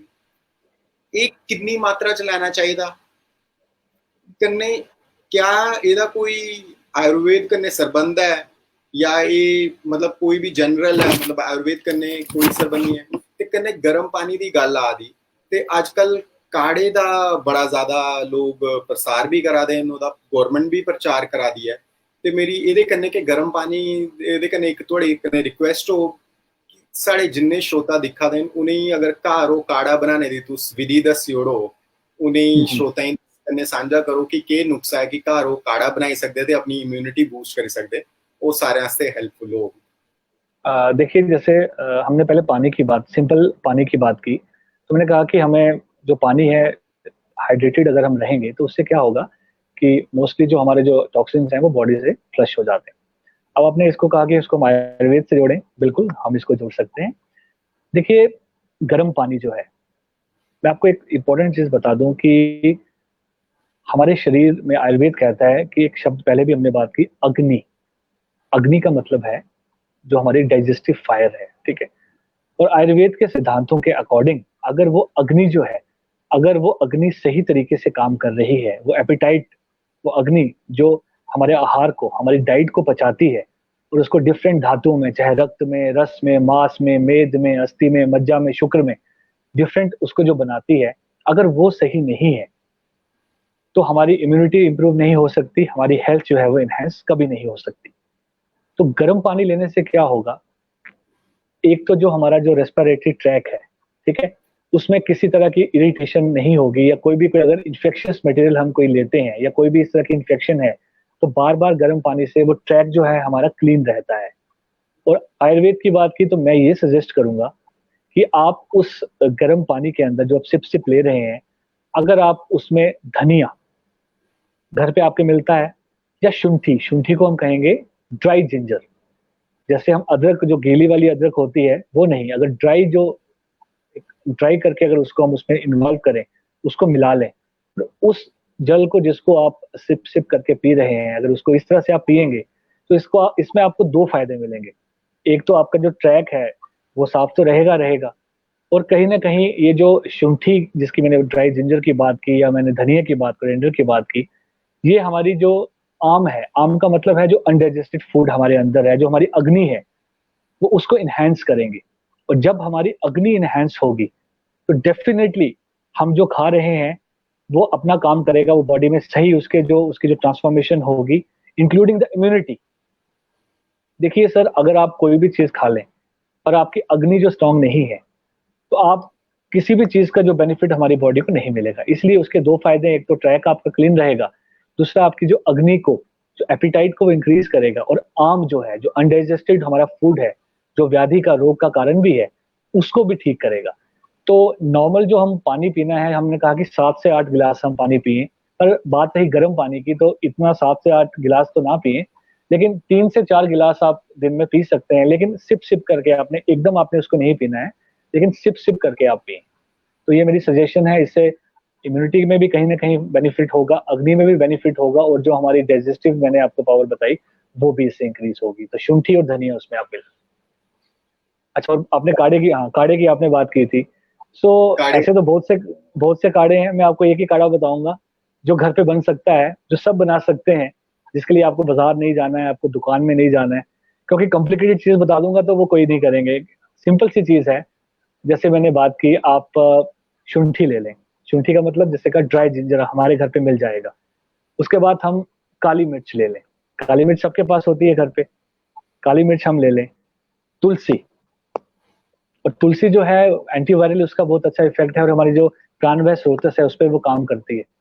तुलसी आप ले लें, काली मिर्च ले लें, शुंठी ले लें, तुलसी ले लें, हो सके तो मुनक्का ले लें। अगर मुनक्का आपको ना मिले तो आप थोड़ा सा धनिया ले सकते हैं, या गिलोय आप ले सकते हैं, ठीक है। तो इन सब चीजों को आप मिक्स करके पानी में बॉईल करें थोड़ी देर के लिए, और बॉईल करने के बाद ऑलमोस्ट जब वो हाफ रह जाए, ठीक है, तो उस पानी को आप छांट के सुबह शाम जो आपने सिप करके जो गर्म पानी पीना है, अगर आप इस जल को पिए, इस काढ़े को अगर आप पिए, तो वो आपके लिए बहुत ही ज्यादा जो है बेनिफिट होगा। तो इसको आप अपने घर पे कॉमनली इसको आप यूज कर सकते हैं। डॉक्टर साहब, वैसे तो ऐसे मैक्सिमम क्वेश्चंस आंसर करी ओड़े दे। मैं फेसबुक ऊपर क्वेश्चन दिखा कि जेके जेके ऐसे मिस किते देन उनदास आंसर करने की कोशिश करके त्यास उन थोड़ा फास्ट फॉरवर्ड मोड ऊपर जाके कि मैक्सिमम लोगों दे क्वेश्चन आंसर करी पाचे। जी सर, जी सर। सामने देखा क्वेश्चन एक लब्बा था अंशु विपिन शर्मा हुंदा, sir which hmm. Herb can I take with warm water early in the morning, please suggest. इंदा क्वेश्चन ओपन एंडेड है, मतलब वो आखदे केड़ी में हर्ब लै मॉर्निंग च गर्म पानी कन्नै सवेरे सवेरे उठने दे बाद कितने पेट। देखिए, जो मैं आपको सजेस्ट करूंगा अंशु जी को, कि मैंने आंवले की आपको बात की, अगर आप सुबह गर्म पानी को अवॉइड कर लें, अगर उठने के बाद अगर आप पानी पीने की आपको हैबिट है, तो अगर आप आंवले का जल अगर आप लें, तो वो आपके लिए ज्यादा बेनिफिशियल है, क्योंकि आंवला जो रसायन का काम करेगा और पूरे दिन आप उसमें एक्टिव रहेंगे।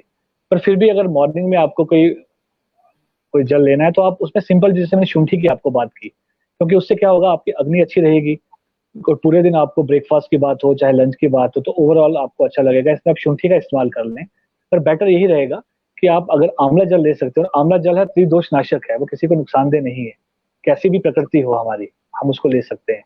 तो गरम गरम जल सुबह लेने से बेटर है कि अगर आप ये आंवला का सोरस ले लें तो ज्यादा बेटर है। और मोस्टली अगर आपको सुबह एम्प्टी स्टमक पानी पीने की आदत है, उसको आप नॉर्मल जल ही लें, वो आपके लिए ज्यादा बेनिफिट। हमारे आयुर्वेद ने भी कहा है कि नॉर्मल जल ही हमें सुबह लेना है, उसमें आप कुछ मिलाएं ना। अगर आप उसमें कुछ मिलाना चाहते हैं फर्दर आप दिन में उसको सिप करके पी सकते, ये मेरी आपको सजेशन है। सर उन अगले क्वेश्चन दी तरफ बढ़ने आ, क्योंकि मैं ऊपर क्वेश्चन पढ़े और मैक्सिमम तुसे आंसर करी ओड़े देन।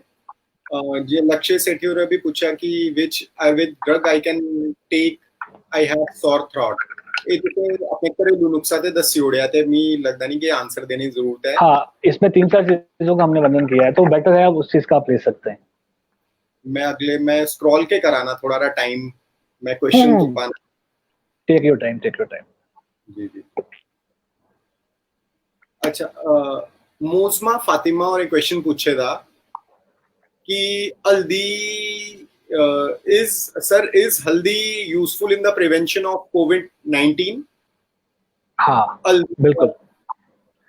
अगर आप याद करेंगे हमारे जो प्राइम मिनिस्टर, उन्होंने भी एक वर्ड का यूज किया था, गोल्डन मिल्क।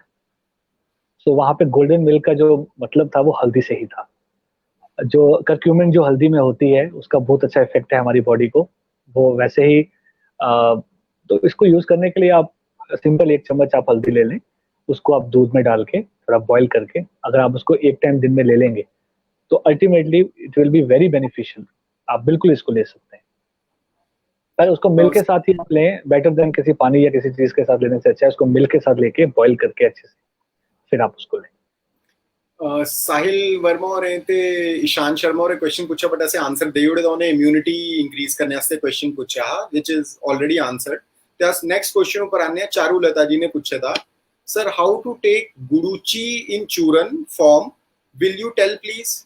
गुडुची जेका भी इन्हें पूछा था कि चूरन फॉर्म च कियां ले सकने दा, थोड़ा रा तुस विस्तार करो, थोड़ा ही नहीं दसो। अब देखो, मैंने जैसे आपको बताया कि पहले इसका आंसर मैं दे चुका हूँ। हम गुड़ूची को डायरेक्टली चूर्ण फॉर्म से अच्छा है कि हम उसको थोड़ा सा काढ़ा बना लें, वो ज्यादा बेटर है। क्योंकि अगर काढ़ा उसका बनाएंगे तो बॉडी में ज्यादा उसकी असिमिलेशन जो है वो ज्यादा अच्छे तरीके से होगी, रिसर्चेस कहती हैं। तो आप थोड़ा सा 1 चम्मच गुड़ूची का पाउडर ले लें, आप उसको पानी में मिक्स कर लें, उसको अच्छे से उसको बॉईल करें।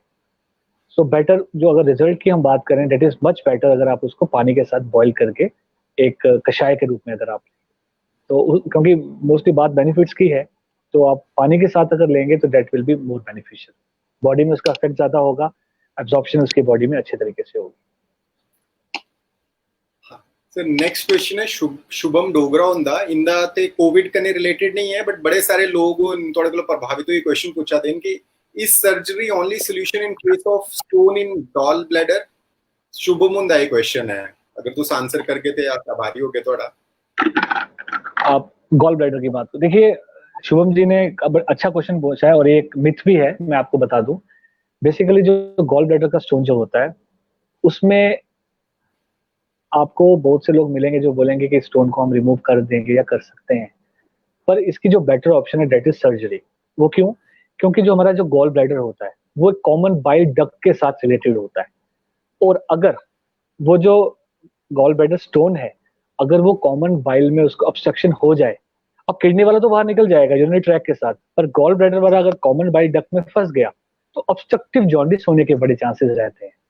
और ये कॉमन एक प्रॉब्लम है, जो ऑब्स्ट्रक्टिव जॉन्डिस होता है वो इसी वजह से होता है। या वो अगर स्टोन है उसको हम निकालने की कोशिश कर रहे हैं किसी हर्ब से या कुछ, अगर वो जाके कहीं पेनक्रियास में जाके भी इंफेक्शन कर देता है, तो जो किडनी स्टोन्स हैं उसको तो इजीली हम रिमूव कर सकते हैं कुछ मेडिसिन से। आयुर्वेद में वरुण कवात की बात की गई है, पाषाण भेद, बहुत सी ऐसी चीजें हैं जो हम ले सकते हैं, मार्केट में अवेलेबल भी हैं। पर गॉल ब्लैडर स्टोन के लिए इट्स बेटर कि आप सर्जरी के लिए जाएं।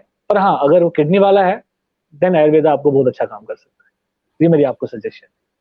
सर मीर आयशा का एक क्वेश्चन है कि तुसे अल्कोहल ऊपर गाल की थी ना, ये लिखा दिया कि बट पुराना शराब बेस्ट होता है according to Ayurveda in case of vata kapha disorder because of its pittavardhak property. में ये भी डॉक्टर के लगा दिया, तो थोड़ा रहा ऊपर इन्हीं थोड़ा रहा क्लैरिटी दे उड़ो फिर अगले बेसिकली हाँ, बेसिकली हमने क्वेश्चन अच्छा है, लेकिन आज हमें वो जो पुराना जो अल्कोहल हमें नहीं मिलेगा, हमें इथाइल अल्कोहल मिलेगा। क्योंकि मार्केट में जो वो सुरा थे या जो हम बड़े अच्छे तरीके से घरों पे और सुरा जो इस तरह की हम चीजें बनाया करते थे, तो वो बनाना पॉसिबल नहीं रह गया है। तो हमने जो बात की, जो उन्होंने कहा वो बिल्कुल सही है, पर आज हम जिस अल्कोहल की बात कर रहे हैं वो मार्केट में आपको डिफरेंट जो चीजें विस्की या जिस तरह की चीजें आती हैं उस रूप में आपके पास अवेलेबल है। और वो तो सिंपली उसकी फर्मेंटेशन सही तरीके से नहीं की होती है, इथाइल अल्कोहल उसमें ऐड किया होता है। तो ऑब्वियसली जब इतना ज्यादा इथाइल अल्कोहल हम लेंगे तो अल्टीमेटली वो हमें नुकसानदेह होगा। हाँ, पर जब आयुर्वेद की उन्होंने बात की, वो जिस चीज की वो बात कर रहे हैं वो उन व्याधियों के लिए बहुत अच्छा है, पर हमने एक जनरल लाइफ स्टाइल की बात की कि अल्कोहल ना लें तो बेटर है। सर नेक्स्ट क्वेश्चन पूछे था निधि और मेरी धर्म पत्नी भी हैं, इन्हें अच्छा। पूछे था कॉमन मिथ अमंग पीपल, ये बड़ी आयुर्वेद ही बड़ा फॉलो कर दिया ते मैं आखदा रहना कि गरम है मी नहीं पता है ज्यादा, बड़े ने क्वेश्चन पूछा था कि common myth among people Ayurvedic medicine गर्म होती हैं, हमें सूट नहीं करती, how to help people getting rid of this myth, ਇਹਦੇ ऊपर थोड़ी यारी लो पाओ। देखिए निधि जी, क्या होता है कि जब हम आयुर्वेद की ट्रीटमेंट जो करते हैं ना, हम उस पे 3 प्रकृतियों की बात करते हैं। 3 प्रकृतियां हैं, एक वात प्रकृति, पित्त प्रकृति, कफ प्रकृति। तो अब इसमें भी वेरिएशन, आपको मैं सिंपल एक छोटा सा आंसर इसमें दूंगा, लेकिन कभी अगर ये मुझसे बात करेंगे तो इनको मैं एलोबरेट भी करके इनको समझा सकता हूँ। अब हमारी जो 3 प्रकृतियां हैं, अब आयुर्वेद में उन 3 प्रकृतियों के लिए अलग अलग डाइट्स बोली गई हैं, और आयुर्वेद ये कहता है कि एक सेम मेडिसिन 3 लोगों को असर नहीं करेगी, आपको उसके प्रकृति के अकॉर्डिंग ही मेडिसिन देनी पड़ेगी। अब सपोज करें किसी की पित्त प्रकृति है, पित्त प्रकृति का मतलब कि अगर वो ज्यादा गर्म चीजें लेगा तो उसको ऑब्वियसली वो पित्त बढ़ेगा और उनको डिफरेंट तरह की जो गर्म चीजें उन्होंने बोली उसके नुकसान होंगे। पर लेकिन जिसकी वात प्रकृति है, उसको अगर हम पित्त वाली चीजें देंगे तो वो उसके लिए बेनिफिशियल है। इसलिए हमने, अब जो आप गर्म की बात कर रहे हैं, तो अब जैसे कुछ लोग कहते हैं कि ये गर्म है तो क्या ये जॉन्डिस कर देगी। अब बहुत सी मेडिसिन होती है हम जॉन्डिस में खाते हैं, तो जरूरी नहीं है कि उनकी जो जो तासीर है वो ठंडी ही हो। जो चीज गर्म है वो वहां अपनी बॉडी में जाके क्या करती है, अल्टीमेटली वो बॉडी में जाके कुछ इफेक्ट करती है। पर हाँ, गर्म प्रकृति के लिए अगर आप मेडिसिन ले रहे हैं या आपकी पित्त प्रकृति है, तो मैंने आपको एक रामबाण पहले दे दिया था, आंवला का सेवन करना, खस के शरबत का सेवन करना। आप गर्मियों में आंवला पीना शुरू कर दें, खस का जो शरबत है आप वो पीना शुरू कर दें, आप बिल्व का शरबत पीना शुरू कर दें, 3 चीजें आप पिया करें डेली रूटीन में।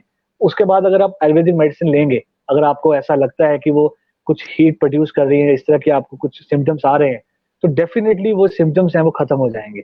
खस का शरबत आप ले लें, आंवले का स्वरस आप डेली पीना शुरू करें, और बिल्व का शरबत भी आप लेना शुरू कर दें। अगर डायबिटिक हैं तो बिल्व का शरबत जो है थोड़ा सा अवॉइड कर सकते हैं, तो आंवले में जा सकते हैं, या खस में अगर जाएं तो फिर शुगर देख लें कि शुगर उसमें नहीं लेनी है आपको। तो ये 3 चीजों का आप सेवन करना शुरू करें, तो आप डेफिनेटली आप देखेंगे कि अगर आप आयुर्वेद की कुछ मेडिसिन ले रहे हैं तो आप 100% इसका इफेक्ट होगा, आपको जो गर्मी वाले सिम्टम्स नहीं होंगे। डॉक्टर अभिषेक, हम आपके 5 मिनट एक्स्ट्रा लेंगे, हमारी कमिटमेंट 8 बजे तक थी, कोई अभी बात 8 बजे नो प्रॉब्लम। हम 5 मिनट एक्स्ट्रा लेंगे कि 2 क्वेश्चन हम लास्ट आंसर करेंगे और उसके बाद हम आपको इजाजत देंगे। हाँ अब जी, हाँ अगला जी। है संचिता जी का, और मैं 2 क्वेश्चन साथ में ही बोल दूंगा। संचिता प्रधान खजूरिया जी का क्वेश्चन है, can we mix lemon and honey together in warm water, ये वही मॉर्निंग में क्या नींबू और ये हनी को हम मिक्स करके गर्म पानी में पी सकते हैं। और उसका नेक्स्ट क्वेश्चन है कि हम वात दोष को कैसे टैकल करें, तो ये क्वेश्चन हम दोनों साथ में ही ले लेंगे। और आशा करता हूँ कि सबके क्वेश्चन आंसर हुए होंगे, जिनके हमने मिस किए वी आर रियली सॉरी, और हम अगले सेशन में उनको आंसर करने का कोशिश करेंगे। तो डॉक्टर साहब, ओवर टू यू, आप इन 2 क्वेश्चन के लास्ट क्वेश्चन के आंसर दे दीजिए। देखिए, जो वात दोष है, अब वात दोष के सिम्टम्स क्या होते हैं? रुक्षता होना बॉडी में, मतलब ड्राइनेस डॉक्टर होना। साहब, इसके पहले आप लेमन और हनी वाला भी बता दीजिए, वो भी वेट कर रही हैं। लेमन और हनी को हम पानी में, गर्म पानी में डाल के पी सकते हैं, क्या वो उचित है? देखिए, इस बात दोष जो पे आते हैं। जो देखिए जो मॉडर्न साइंस है, उसमें कॉमनली बोला जाता है कि अगर आपको अपनी जो बॉडी का वेट जो कम करना है, तो आप क्या करें, लेमन को और हनी को आप मिक्स करके लेना शुरू कर दें। पर आयुर्वेद, अगर आयुर्वेद साइंस की बात की जाए, तो वहां पे ऐसा कोई वर्णन नहीं मिलता है कि हमें हनी को और लेमन को मिक्स करके किसी भी सिचुएशन में लेना है। तो कहीं ना कहीं उसको कभी कहीं विरुद्ध आहार में भी वो आ सकता है। पर कुछ रिसर्चेस मैंने देखी हैं, कुछ रिसर्च बेस्ड अगर बात करें, तो इसका कुछ इफेक्ट हुआ है, पर कुछ लोगों को ये सूट नहीं भी किया है। तो इसमें मैं यही कहूंगा आपको कि बेटर है हनी और पानी के साथ जो आप कह रहे हैं जो मिक्सचर है, उसको आप अवॉइड करें। मैं आपको यही कहूंगा उसको आप अवॉइड करें। अगर आप वेट लॉस के लिए उसको ले रहे हैं, तो बेटर है कि तो आप अपनी जो लाइफ स्टाइल है, अपनी जो डाइट है, जो अपने जो फिजिकल एक्सरसाइजेज है आप उस पे ज्यादा जोर दें। और जो मैंने आंवले की बात की, आप हनी और उसके मिक्सचर को छोड़ दें। अगर आप आंवला लेंगे, एम्प्टी स्टोमक सुबह और शाम लेना शुरू कर दें, 20 ml with 100 ml of water, ठीक है, आप इसको लेना शुरू करें। आप देखेंगे कि जो उन दोनों का जो कॉम्बिनेशन आपको काम करता है वो तो फायदा उसमें मिलेगा ही मिलेगा।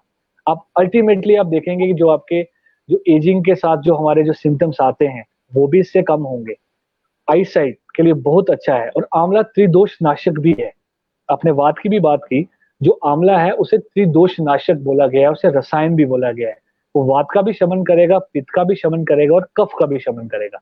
तो इसलिए मेरी जो सजेशन है, मुझसे जब लोग पूछते हैं तो मैं उनको आंवले का सेवन करने के लिए बोलता हूँ, और ये बोलता हूँ कि डाइट को थोड़ा सा चेंज करें, अपने डाइट को आप थोड़ा सा मॉडिफाई करें और आप थोड़ी सी फिजिकल एक्सरसाइजेज में आप जाएं। तो संजीता जी, आप आंवला शुरू करें और 1 मंथ पीने के बाद आप जरूर मुझे बताएं कि क्या आपको इफेक्ट हुआ है नहीं, और डेफिनेटली आपका जो रिस्पॉन्स होगा वो पॉजिटिव होगा। अब बात आई वात की। अब वात के जो सिम्टम्स हैं वो है रुक्षता। रुक्षता मतलब हमारी बॉडी में एक ड्राइनेस आ जाती है, वेदना, जो डिफरेंट तरह की बॉडी में वेदनाएं होती हैं, और एक वात हमारी प्रकृति भी है। अब वात को खत्म करने के लिए हमें कफ का सहारा लेना पड़ेगा, और मोस्टली जिनको वात प्रधान होते हैं, थोड़े लीन भी होते हैं वो, और जो ज्यादा मोटा है वो कफ प्रधान माना जाता है। तो इसका मतलब वात जिसको है वो लीन है। ओल्ड एज में वात हमारा प्रकोपित होता है। जो 60 के बाद लोग हैं उनमें वैसे ही आयुर्वेद कहता है कि वात जो बढ़ा हुआ है, बच्चों में कफ बढ़ा हुआ होता है और मिड एज में पित्त बढ़ा हुआ होता है। तो इसके लिए मैं आपको कुछ चीजें बताता हूँ कि इसमें एक तो कफ वर्धक आहार आपने, तो यहाँ कफ वर्धक आहार का क्या मतलब है। अब जैसे आपने सवाल पूछा, इसमें बहुत सी चीजें आती हैं। अब सपोज करो दिवस स्वप्न की बात की गई, डे स्लीप जो है वो वात को घटाता है। ऐसी बहुत, लेकिन हमने वो कंडीशन भी देखनी है कि कोई डायबिटीज तो नहीं है, पर जनरली दिवस स्वप्न की बात की गई है। ऐसा आहार जो मधुर हो, मधुर आहार, अगर आपको डायबिटीज नहीं है, जो मधुर आहार है वो वात को कम करेगा। तो इसमें जैसे जो बहुत ज्यादा मधुर अम्ल है, लवण है, या कटु कड़वा आहार जो है, तीखा जो आहार है वो आपको अवॉइड करना है, ठीक है, वो आपके वात को इंक्रीज करेगा। सो मधुर अम्ल आहार पे आप जाएं। वो जो खट्टा है वो भी थोड़ा सा करता है, तो मधुर अम्ल की तरफ आप जाएं। और अगर नॉर्मल आपके पास टाइम है, जो दिवस स्वप्न है, दिन में सोने से वात घटता है, कफ बढ़ता है, तो कफ बढ़ेगा। वात वाले रात को ज्यादा देर तक ना जागे, क्योंकि रात को जागने से वात बढ़ता है। इसलिए अगर टाइम पे सोएं, टाइम पे अगर आप सो जाएंगे और सुबह ब्रह्म मुहूर्त में अगर जाग जाएं, सनराइज से 1 घंटा पहले जाग जाए, तो अल्टीमेटली इससे भी जो आपका वात है वो डिक्रीज होगा। और इसमें डाइट तो जनरल बहुत सी हम बात कर सकते हैं, पर अब जनरल डाइट बोलना, अगर मैं बोलूंगा मधुर आहार की मैंने बात की, अब हो सकता है कि किसी को डायबिटीज हो, तो उसके लिए मधुर आहार अगर वो लेगा, वात तो उसका शमन होगा, फिर कहीं ना कहीं उसकी डायबिटीज बढ़ सकती है। तो अगर इसकी प्रकृति हम जान लें कि आपकी प्रकृति क्या है, तो उसके अकॉर्डिंग मैं आपको एक पर्टिकुलर बात बता सकता हूँ कि आपको किस तरह की डाइट लेनी है। मोस्टली कफ वर्धक जो आहार है वो वात का शमन करेगा। ज्यादा एक्सरसाइज नहीं करनी है आपने। ज्यादा एक्सरसाइज करने से वात बढ़ता है, ज्यादा फिजिकल एक्टिविटी करने से वात बढ़ता है। इसका मतलब सेडेंटरी लाइफ से वात घटता है। तो इसलिए इन चीजों का हमने ध्यान रखना है। डाइट और लाइफस्टाइल से ही हम वात को घटा सकते हैं। अल्कोहल वगैरह लेने से भी जो है वात का प्रकोप होता है। और एक चीज मैं आपको और बता दूं, वात की बात की, जैसे हमारा जो अभी वर्षा ऋतु जो आएगा, बारिश का जो ऋतु है, तो संचिता जी उसमें हमारा नेचुरल वात इंक्रीज होता है। अब याद रखें, वर्षा ऋतु जो है इसमें वात हमारी बॉडी में कोई लक्षण नहीं मिलते, पर नॉर्मली जो फिजियोलॉजिकली वात इंक्रीज हुआ होता है। तो इसलिए उस समय ध्यान रखें कि वातवर्धक आहार हम ना लें। इसलिए जो हमारा जो वसंत ऋतु है उसमें हमारा कफ इंक्रीज हुआ होता है, तो उसमें हमने वातवर्धक आहार लेना है। इसी तरह से शरद ऋतु जो ऑटम है उसमें हमारा पित्त इंक्रीज हुआ होता है, उसमें हमने पित्त का शमन करना है। तो इसलिए वर्षा ऋतु आ रही है, तो वातवर्धक जो आहार है उसका आप अवॉइड करें। डॉक्टर अभिषेक मंगोत्रा दा मैं सारे श्रोताएं दी तरफ तू ते वॉइस ऑफ डोगरा दी तरफ तू हत्थ जोड़िए आभारी हैं जेकर तुसे अपना बड़ा कीमती वक्त सानू दिता। जिले साड़ी थोड़े कन्नै गल होई असें तुसें रिक्वेस्ट कीती। कोविड टाइम च डॉक्टरें दी ड्यूटी आवर्स बड़ी सारी थोड़ी रिस्पॉन्सिबिलिटीज बधी दियां। तुस एजुकेटर भी हो, बड़े सारे बच्चे थोड़े कोला पढ़दे न। मैं कमेंट्स च पढ़ा दा कि हा कि थोड़े बड़े सारे बच्चे एंड थोड़े जिन्ने भी स्टूडेंट थोड़े कोला बड़े ज्यादा इंस्पायर्ड न। ਤੇ ਅਸ ਬੜੇ ਧੰਨਵਾਦੀ ਹਾਂ ਕਿ ਤੁਸੀਂ ਸਾਨੂੰ ਬੜਾ ਕੀਮਤੀ ਵਕਤ ਦਿੱਤਾ ਤੇ ਅਸ ਅੱਗੇ ਵੀ ਤੁਹਾਡੇ ਕन्ने ਬੜੇ ਸਾਰੇ ਸੈਸ਼ਨਸ ਕਰਦੇ ਰਹੋਗੇ ਤੇ ਆਸ਼ਾ ਕਰਨਾ ਕਿ ਇਹ ਚੀਜ਼ਾਂ ਜਿੱਕੀ ਵੀ ਤੁਸੀਂ ਸ਼ੇਅਰ ਕੀਤੀਆਂ ਅਸ ਆਪਣੀ ਲਾਈਫ ਚ ਇੰਪਲੀਮੈਂਟ ਕਰਕੇ ਸਾਰੇ श्रोताएं कन्ने ये साढ़े अनुरोध है रिक्वेस्ट है कि तुम छड़ाए सुनिए भुल्ली नहीं आयो अपनी लाइफ च ये सारी चीज़ां इंप्लीमेंट करो और मैं परतिए डॉक्टर अभिषेक मंगोत्रा का धन्यवाद करना जिन्ना जिन्ना अस धन्यवाद करके उन्ना घट है बट अस तुसें धन्यवाद दे सिवा कुछ नहीं दे सकते ते और बड़ा आप लोगों को भी बहुत बहुत धन्यवाद, हमारे श्रोताओं को, और खासकर जो वॉइस ऑफ डोगरा जो है बहुत अच्छा, आप हेल्थ में नहीं बल्कि आप अल्टीमेटली पूरे डोगरा जो कल्चर की को बचाने की कोशिश कर रहे हैं, तो आप लोगों को हमेशा मेरी तरफ से मुबारकबाद, और मुझे जो आपने अपॉर्चुनिटी दी उसके लिए बहुत बहुत धन्यवाद। और जाते जाते लोगों को मैं एक संदेश देना चाहूंगा कि आज कोविड है, आज हम इम्यूनिटी की बात बहुत कर रहे हैं, हम आयुर्वेदिक लाइफस्टाइल को अडॉप्ट करने की बात कर रहे हैं। मैं उनको एक ही सजेशन दूंगा कि कोई बीमारी का प्रकोप हुआ है या नहीं हुआ है, आप आयुर्वेदा को पार्ट ऑफ लाइफ बनाएं। आप आयुर्वेद के साथ अगर जीना सीखेंगे सुबह से लेकर शाम तक, हर ऋतुओं में, हर काल में, तो डेफिनेटली इस तरह की प्रॉब्लम्स आपको कभी होंगी ही नहीं। आपकी जो हेल्थ है वो जरूर रिस्टोर रहेगी। इसीलिए just make Ayurveda part of life, that is very beneficial आप लोगों के लिए। बहुत अच्छा है। सबको मेरा धन्यवाद। ये बड़ा अच्छा मैसेज देता डॉक्टर अभिषेक तुसें ते कन्ने लास्ट में परतिए लोगों ही कम्युनिकेट करो ना व्हाई वी स्टार्टेड दिस संवाद सीरीज। वॉइस ऑफ डोगरा ने की स्टार्ट की थी संवाद सीरीज हेल्थ एंड वेलनेस ऊपर कि जियां सॉक्रेट्स ने आखे था कि think globally and act locally, अस भी ग्लोबल लेवल ऊपर बड़े सारे डॉक्टर्स दे वेबिनार ये सब कंडक्ट होआ दे ते ऐसा कि क्यों ना कोई अस अपने इत्थे डोगरा हार्टलैंड दा जम्मू दा कोई डॉक्टर जिन्ने भी ऐसे कल डॉक्टर विकास पादा है ते साढ़े इत्थे दे डॉक्टर्स लोगों कन्ने इंटरैक्ट करन, क्योंकि अस थोड़े कन्ने ज्यादा कनेक्ट करी सकने रादर देन कोई लंडन दा डॉक्टर बोला दा या बाहर दा डॉक्टर बोला दा। साड़ा कनेक्ट थोड़े कन्ने अच्छी तरह बनी सकदा ते कॉन्टेक्स्ट आ कि just to make a difference कि तुसे ये चीज़ां अपनी लाइफ च अनुसरण करो ते एक हेल्दी ते कोविड फ्री साड़ा समाज कोविड फ्री जल्दी बने ते अस नॉर्मल लाइफ च वापस आचे। ते मैं कल दे सेशन दा थोड़ा रा बोलियो ना, कल 7 to 8 अस परतिए लाइव आगे। कल साढ़े कन्ने होंगन कर्नल सुरेश कुमार शर्मा, ये बड़े पावरफुल स्पीकर भी हैं। कर्नल सुरेश कुमार शर्मा दे बारे में थोड़ा दसो। ये पल्ली ग्रां दे जेके बिश्ना दे कोल ग्रां है, ये पल्ली ग्रां दे एले ए मुंबई च रिलायंस इंडस्ट्रीज लिमिटेड च काम करा देन ते इन्हें एक कोविड हॉस्पिटल सेटअप करने च इंदा बड़ा बड़ा रोल है। 7 हिल हॉस्पिटल्स जेका अंधेरी ईस्ट मुंबई च इंदा बड़ा बड़ा रोल है। ते जिले ने हॉस्पिटल सेटअप किया ते मई दे महीने च इन्नी कोविड होया ते नोबल कोरोना वायरस होया ते इंदी पूरी फैमिली की होया, इन्हें कियां फाइट की, इंदे के एक्सपीरियंसेस है, क्योंकि हैंड्स ऑन एक्सपीरियंस इन्हें ये हॉस्पिटलाइज्ड होए। ते कल अस आशा करने और रिक्वेस्ट करने कि तुस 7 बजे कल परतिए साढ़े कन्ने जुड़ो। कर्नल सुरेश कुमार शर्मा और आतुर नो तुहाड़े कन्ने मिलने आस्ते आतुर कन्ने उन टाइम मैं 7 मिनट थोड़े ज्यादा लेते हैं। सारे श्रोताएं दा मता मता धन्यवाद। वॉइस ऑफ डोगरा कल 7 बजे तुसें परतिए मिलग ए संवाद सीरीज च। अस शुक्रवार तक तुहाड़े कन्ने होगे हेल्थ एंड वेलनेस वीक च। धन्यवाद और थैंक यू फॉर वॉचिंग। धन्यवाद, थैंक यू। अभिषेक मंगोत्रा।